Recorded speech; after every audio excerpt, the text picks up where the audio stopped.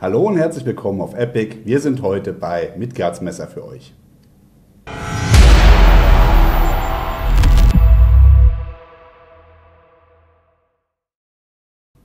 Wir haben uns gedacht, wir stellen euch heute mal Midgards Messer vor. Ist dem einen oder anderen vielleicht schon bekannt, kann man auch ganz einfach googeln, aber was man auf der Webseite nicht erfährt oder vielleicht ein bisschen mehr suchen muss dafür, ist, dass Midgards Messer einiges mehr zu bieten hat als nur Messer und Äxte. Und wer kann euch das am besten erklären? Am besten der Chef, das ist der Dirk Hofmeister, mit dem bin ich heute hier. Dirk, grüß dich. So Dirk, am besten fangen wir mal damit an, dass du mal kurz was über deine Firma sagst und deine Firma mal vorstellst und dann gehen wir mal in die Details. Also Midgards Messer ist eine kleine Messermanufaktur in Hilzingen am schönen Bodensee und wir machen handgemachte Messer und verbinden das Ganze mit 3D-Druck. Und wie gesagt, wir haben ein großes Portfolio an Messern und ja. So. Seit wann gibt es euch denn? Seit 2017. Seit 2017. Genau. Und was ihr jetzt vielleicht auf der Webseite schon gesehen habt, Messer, Äxte, klar, das passt. Es gibt auch ein Stammportfolio, aber Midgards Messer ist auch ganz stark im Custom-Bereich. Hier gibt es zum Beispiel die Möglichkeit, ganz viel zu gestalten. Der Dirk hat es gerade schon mal erwähnt. 3D-Druck ist hier auch ein großes Thema. Willst du kurz mal was zum 3D-Druck sagen, dass die Leute auch mal ein bisschen eine Idee bekommen, was denn da die Spezialität ist? Also wir sind der einzige Messerhersteller, den ich kenne, ich würde mal sagen der Welt, den ich kenne, der handgemachte Messer mit 3D-Druck verbindet. Und wir haben im Prinzip alle unsere handgemachten Messer kann man mit 3D-gedruckten Griffschalen versehen. Das hat den Vorteil, dass der Kunde selber aussuchen kann, was für Farben und Muster er auf seinen Griffen haben will. Natürlich gibt es auch alle anderen Materialien, also wir machen auch G10-Griffe oder Holzgriffe oder so, aber bei uns stark gefragt ist einfach 3D-gedruckte Griffe, so wie das hier. Ne? Das ist jetzt ein 3D-gedruckter Griff und dieser Griff, dieses Messer ist handgemacht und der Griff, da kann der Kunde sagen, was er gerne haben will. Hier ist zum Beispiel ein Glowliner drunter und obendrauf ist ein Material, das nennt sich Vertigo Galaxy. Das ist am Stück gedruckt und wie gesagt, der Kunde entscheidet, was für Farben er haben will und was für Materialien. Genau. Also er kann natürlich auch sagen, ich will keinen gedruckten, ich will einen Holzgriff. Also die Standardsachen bietest du auch an, die auch jeder andere anbietet. Genau. Also G10, Mikata, was auch der Teufel will. Das ganze Programm. Das kann er alles haben. Aber deine Spezialität ist eben 3D-Druck. Genau. Und jetzt muss ich noch was dazu sagen, weil 3D-Druck ist immer so, also ich kenne das so, 3D-Druck, wenn ich mir das so überlege oder vorstelle, dann denke ich immer an hartes Plastik, sprödes Plastik, was schnell bricht. Ja. Der Dirk hat hier mal einige von den Scheiden auch mitgebracht, dass ihr das auch mal seht. Das Material, also dieses TPU, kannst du am besten gleich nochmal erklären, das ist wirklich einmalig, also sowas habe ich noch nicht in der Hand gehabt. Guck dir das gerade mal an. Sag mir gerade mal was dazu. Also TPU ist ein weiches, biegsames Material. Der Vorteil gegenüber Kydex ist, dass man nicht so viel Material braucht. Und du hast keinen Verschnitt quasi. Du hast keinen Verschnitt. Also hier, wenn man jetzt mal eine Kydex-Scheide im Vergleich nimmt, dann gibt das hier einen breiten Rand. Hier ist die Scheide ganz schlank und man kann das praktisch dem Messer zu 100% anpassen. Also es passt wirklich immer schön zum Messer und man kann auch wahnsinnig viele Applikationen in die Scheide mit einbauen. Das ist ein Vorteil, den man bei Kydex halt einfach nicht hat. Ja? Also man kann jetzt hier zum Beispiel ein Schärfesystem reinmachen, ein Notsignallicht, ein Feuerstarter, wir haben GPS-Empfänger, kleine Mini-Smartphones, die auch funktionieren. Ich muss das mal zeigen, ich finde das so geil. Ja, da haben wir hier so ein kleines Mini-Smartphone oder wir haben eine Scheide, wo ist jetzt hier, wo auch ein richtiges Smartphone drin ist. Ne? Ja. Also wenn man das jetzt mal anguckt, hier ist ein richtig funktionierendes Smartphone drin, damit man praktisch, wenn man das Messer am Gürtel hat, auch immer sein Smartphone praktisch am Messer tragen kann, wenn man das möchte. Ne? Also da sind gegenüber Kydex keine Grenzen gesetzt, man kann sich hier richtig austoben. Und du hast natürlich auch mit den Farben natürlich nochmal mehr Auswahlmöglichkeiten. Genau. Also gerade so Signalfarben gibt es ja meines Wissens im Kydex-Bereich relativ wenig. Ja? Ich glaube gar nicht. Ich bin mir nicht sicher, aber deswegen sage ich jetzt mal wenig. Ich glaube, ich habe mal was gesehen. Ja. Okay. Also was es gar nicht gibt im Kydex-Bereich ist Glow in the Dark. Ja. Diese Scheide, wo da drüben liegt, kannst du ja mal zeigen. Die helle, genau. Ja. Das ist jetzt ein Glow in the Dark Material, das leuchtet wie verrückt. Ne? Und das gibt es bei Kydex gar nicht. Ja. Also wenn man sieht es jetzt hier nicht ganz gut, aber es leuchtet wirklich gut. Ja. Und viele mögen das Glow in the Dark Zeug. Was natürlich auch immer schön ist, ist so orange oder das klassische Schwarz, finde ich auch nicht schlecht. Ne? Ja. Und da gibt es wirklich alle Farben. Von braun bis oliv kannst du alles haben. Und du kannst das auch schichtweise drucken zum Beispiel. Du kannst hier unten sagen schwarz, rot, gelb, ja, oder rot, weiß, rot oder was auch immer die Leute wollen. Du kannst die Kydex-Scheide in deinen Landesfarben drucken, wenn du das möchtest oder sonst irgendwas. Ne? Was natürlich beim 3D-Druck auch noch dazu kommt, das hat mich am meisten erstaunt tatsächlich. Also nicht nur, dass ich die Scheiben biegen konnte, das war was ich mir gar nicht vorstellen konnte. Das war hier die Geschichte, dass die Griffschalen, dass die ja auch ein bisschen nachgiebig sind, wenn man das möchte. Ne? Also je nachdem, wie dick die ausgeführt sind, dann kann man die auch ein bisschen elastisch machen oder eben auch bretthart. Ja, also genauso wie. Kann man machen.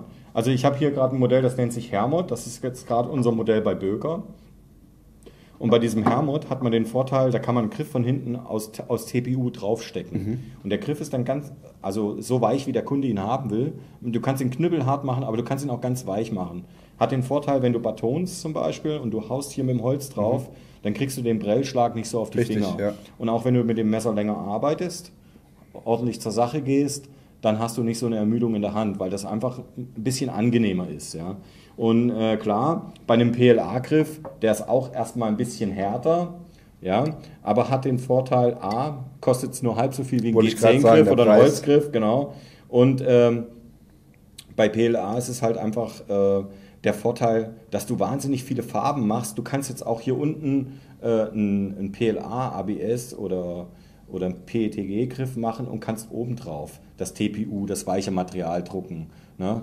Du kannst dich da richtig austoben. Das ist also wirklich ein cooles Material. Also alle Varianten möglich und das alles noch zu einem sehr günstigen Preis. Genau. Und der Vorteil, was auch gut ist, dass wenn du selber einen 3D-Drucker hast, du kriegst von uns die STL-Dateien zum Drucken, die kannst du bei uns runterladen und dann kannst du auch selber die Griffe drucken, wenn du das möchtest. Ihr seid ja blöd, dann macht ihr euch ja das Geschäft kaputt. Naja, gut, die STL-Dateien kosten einen kleinen Obolus, aber wenn jetzt einer ein teures Messer kauft und fragt, komm, kannst du mir die STL-Dateien schicken, dann kriegt er die so per E-Mail. Also ich wollte dich jetzt nur auf den Arm nehmen. Ne? Also ich finde das tatsächlich eine sehr, sehr geile Sache, weil das ist natürlich aus der Community, mit der Community, ja, einfach den Leuten das entgegenkommen und sagen, hier, ihr kauft das Messer bei uns, hier ist die Datei, ihr könnt euch Scheiden nachdrucken in jeder Tagesfarbe, für Montag schwarz, für Dienstag blau und so weiter. Wenn Sie das möchten, ja. Wie ihr das möchtet. Wir drucken natürlich auch für die Leute natürlich die Scheiden und die Griffe auch. Ja. Bei Böker ist es ja so mittlerweile, bei den Produkten bei Böker, wenn du bei Böker auf die Homepage gehst,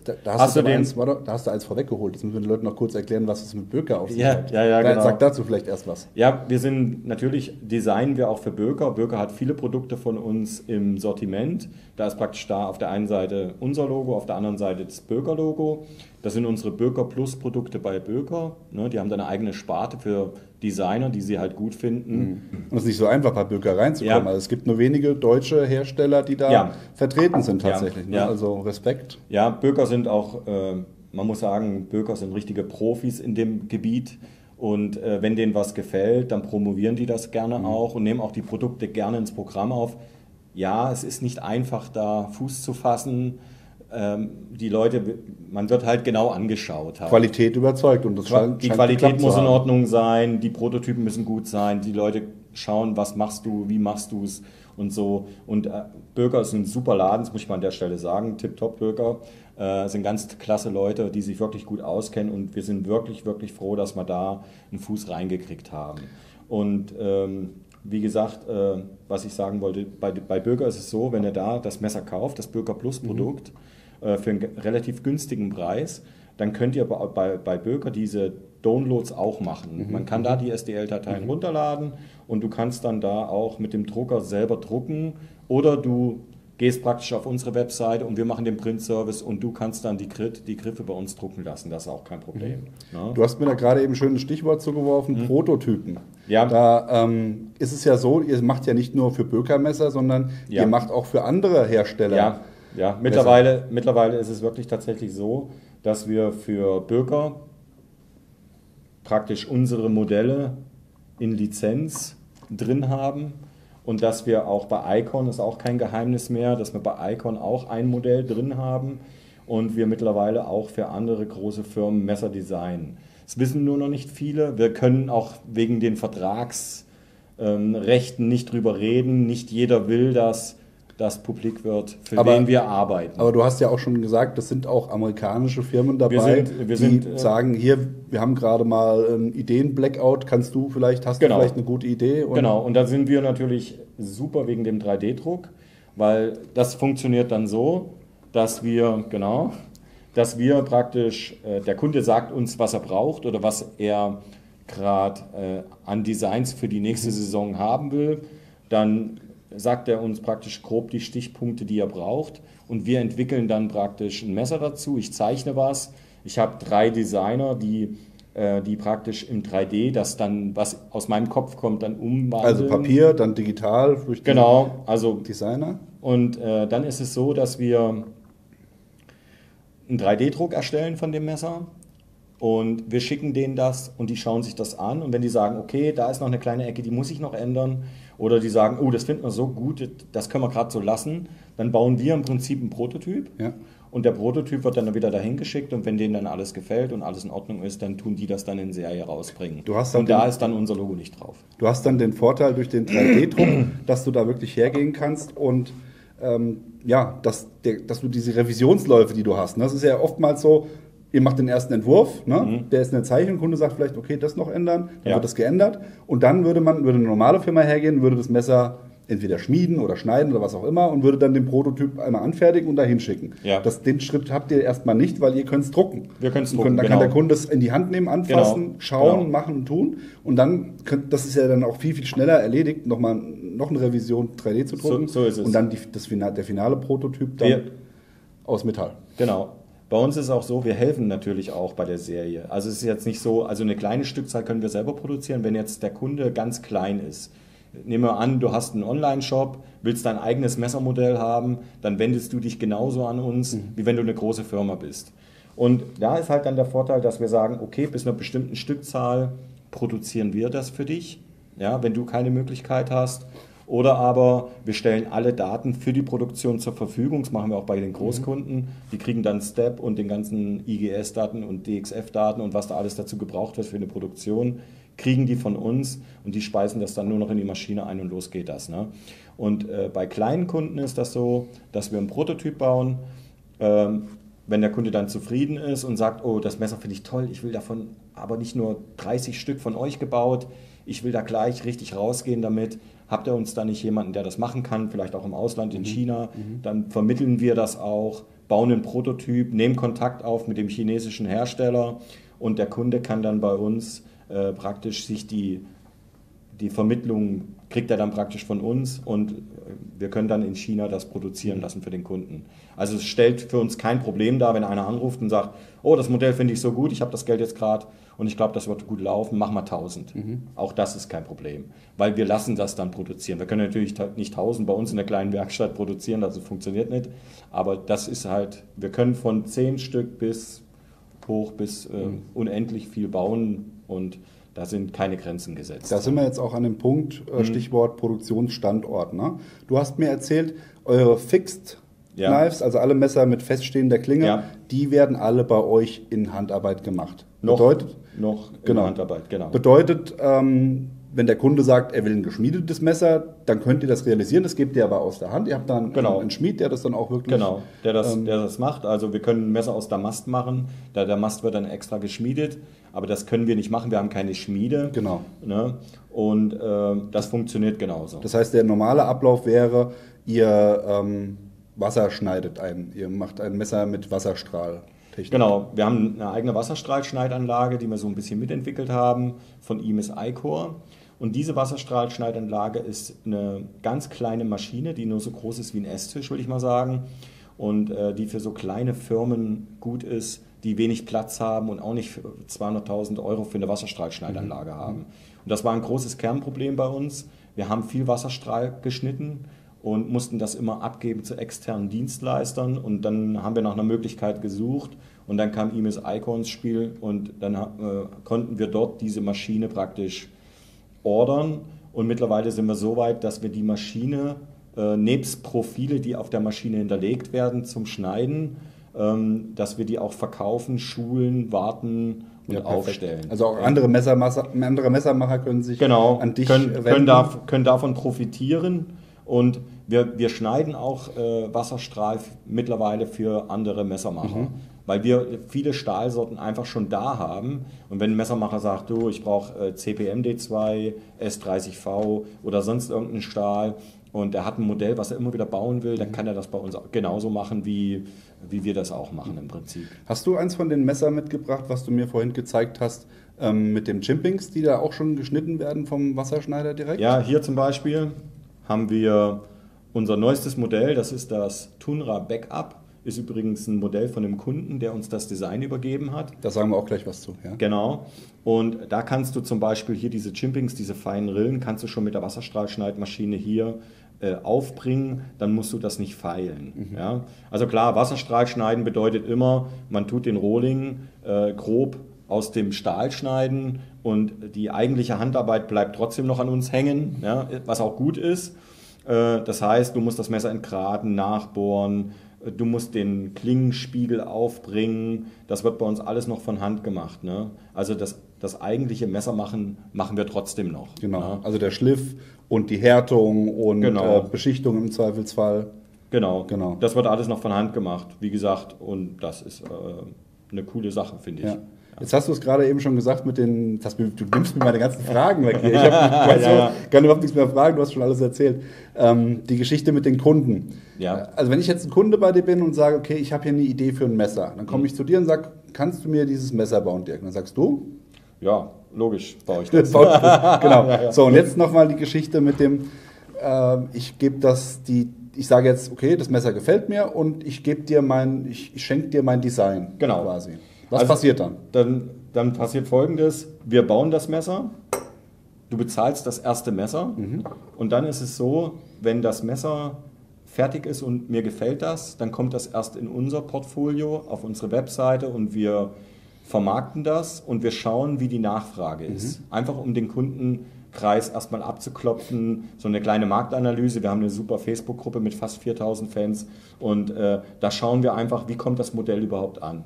Wenn ich dann der Meinung bin, das ist ein super Produkt, ja, wo auch andere interessieren könnte, dann gehen wir auch immer so weit, dass wir auch das Messer Böker zeigen. Und wenn Böker das Messer dann produziert, dann erhält der Kunde praktisch die Hälfte von dem, was wir vom Böker bekommen, bekommt der Kunde dann wieder zurück. Das ist natürlich eine super Sache. Ja, das ist halt, das funktioniert auch ganz gut. Ne? Wir haben jetzt mittlerweile 110 oder 120 Messermodelle, die wir natürlich noch nicht alle im Shop haben. Unmöglich, wir sind ja noch am Aufbauen vom Webshop und so weiter. Und das sind ein paar, sagen wir mal 30% davon sind schon von Kunden. Wir haben zum Beispiel, schade, wir haben es nicht dabei, das kleine Sygin von André Loki Schröter. Das war auch ein Kunde, der hat sich ein kleines Neckknife bei uns bauen lassen. Das fand ich so toll, dass ich gesagt habe, du Loki, hör mal zu, ich finde das Messer wirklich mega cool, ich würde es gerne bei mir ins Sortiment aufgeben. Und das bedeutet für dich, das zweite Messer ist für dich gratis. Das bedeutet aber auch, dass das erste Messer, was bei Böker vom Band fällt, bekommst du gratis, die ersten 1 oder 2. Du sagst dann einfach, was du brauchst. Und dann und wie gesagt, das funktioniert ganz gut. Und der bekommt dann eben die Hälfte von dem, was wir vom Böker bekommen, bekommt dann der Kunde dann von uns auch. Ne? Aber wie gesagt, das kommt immer auch darauf an, was der Kunde will. Oder es gibt auch Kunden, die dann sagen, nee, ich will nicht die Hälfte, das ist okay, mach mir noch mal ein Messer und dann ist es okay. Oder machen wir das nächste ein bisschen weniger. Hängt dann davon ab. Ja, es hängt von dem Kunden ab und auch wie viel wir dann verkaufen. Ne?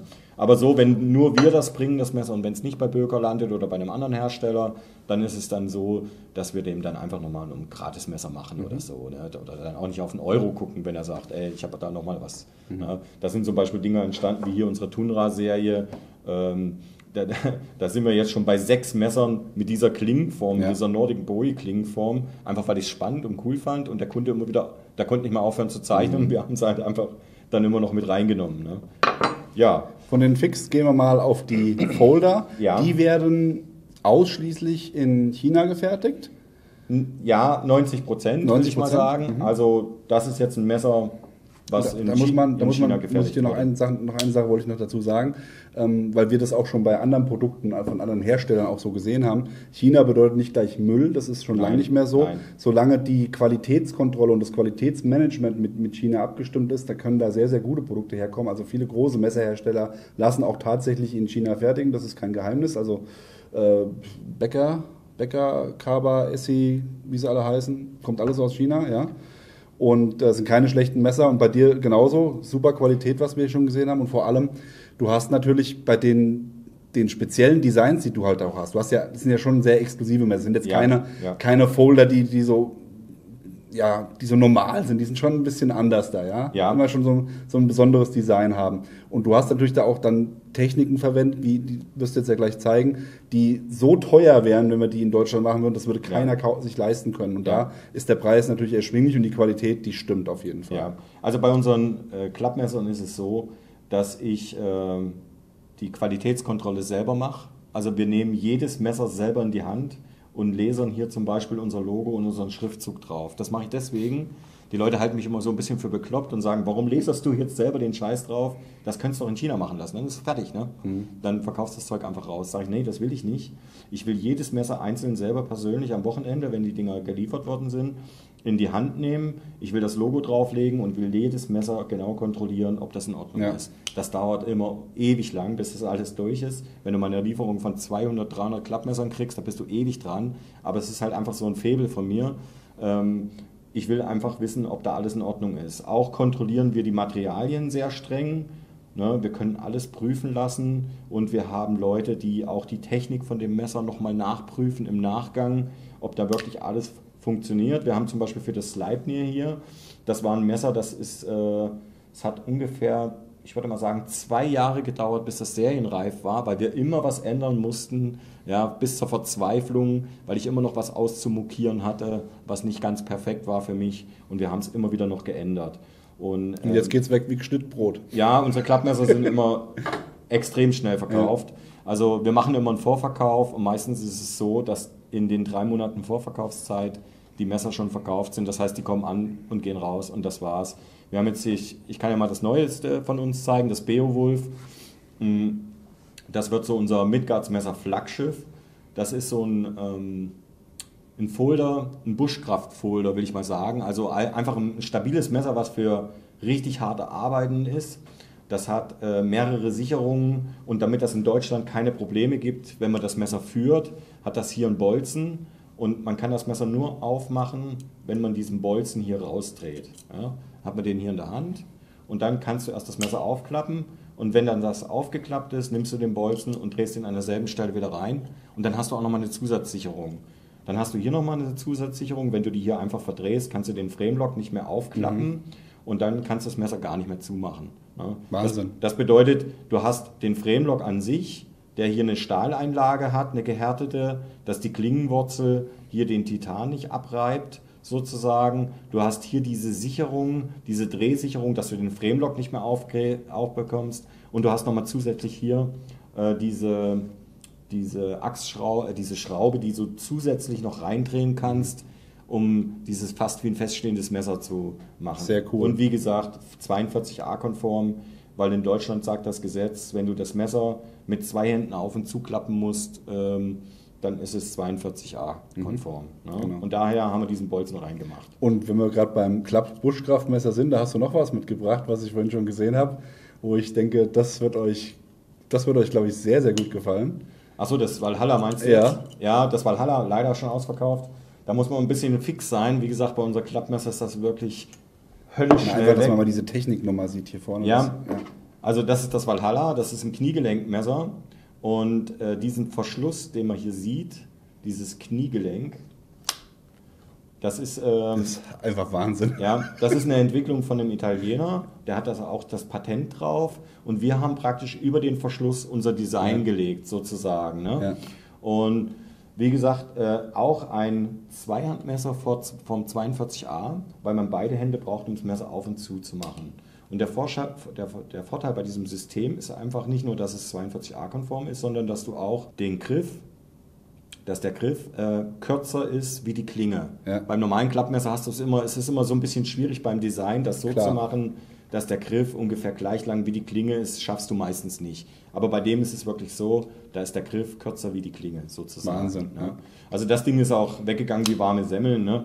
Da haben wir in einer Woche, also wir haben in 2 Wochen Sleipnir Folder, das ist der hier, und das Valhalla haben wir in 2 Wochen haben wir 370 Messer verkauft. Ja, die waren, rubbel die Katz, waren die weg. Ne?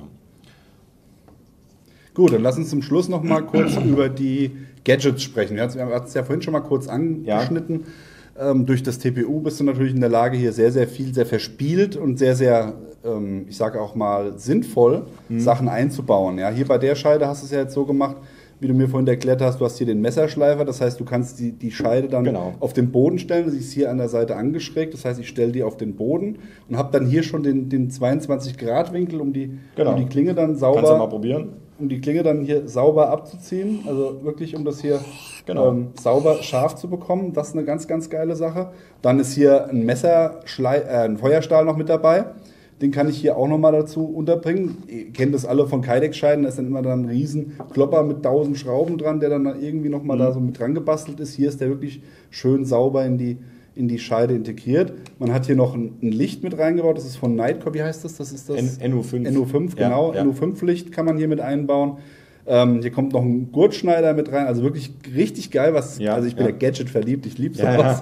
Ja, wie gesagt. Und natürlich, das hier, wo ist denn das andere Telefon? Da hinten. Ja. Und die Telefone, die sind einfach der Knaller, also diese Idee einfach zu haben, also Chapeau Dirk, wirklich richtig cool.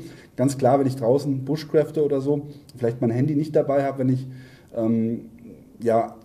abgelöst sein will vom Alltag und nur im Notfall erreichbar sein will, habe ich hier ein separates Handy, was auch wirklich funktioniert mit Android drauf, ne, ist es, glaube ich? Ja. Genau. Jetzt habe ich es ausgemacht. Nee, so, mit Android drauf, funktioniert tatsächlich. Kann ich hier auch rausnehmen, kann eine SIM-Karte reinstecken oder hier auch das Telefon kann man ohne weiteres unterbringen. Ja. Du hast GPS-Sender, das ist natürlich auch super interessant für Jäger, wenn ich im Wald unterwegs bin und die Frau wundert sich am nächsten Tag, warum kommt er nicht nach Hause, kann auf 1 Meter genau feststellen, wo liegt liegt das Messer zumindest, wenn ich weggekrochen bin vom Messer, ist natürlich blöd, aber also gadgetmäßig sehr, sehr cool. Ja, also es ist tatsächlich so, wenn du diesen GPS-Empfänger, die Idee dahinter war, wenn du dir im Wald was tust, dir am Bein brichst und du niemanden mehr informieren kannst, weil du gesagt hast, ich lasse mein Handy heute zu Hause, ich gehe jetzt im Wald und was weiß ich, mach mir ein Feuerchen und... Oder auch kein Empfang, kann ja auch sein. Oder du hast kein... Ja, und wenn du jetzt hergehst und kommst dann am Abend nicht zu Hause, dann ruft deine Frau den GPS-Empfänger an. Okay. Und also da brauche ich dann doch irgendwo Empfang? Du brauchst, bei dem Empfänger brauchst du noch ein Handynetz. Verstanden. Und dann ruft die Frau von dir, ruft dann praktisch den GPS-Empfänger an und der gibt dir dann auf 1 Meter genau die Koordinaten von dir durch und dann kannst du über Google Earth dann genau bestimmen, wo der liegt oder wo der GPS-Empfänger sich befindet. Sehr cool. Ja, also ich bin davon überzeugt, wenn man das dabei hat, fühlt man sich doch ein bisschen sicherer, wenn man auch mal viel allein unterwegs ist und das funktioniert ganz gut.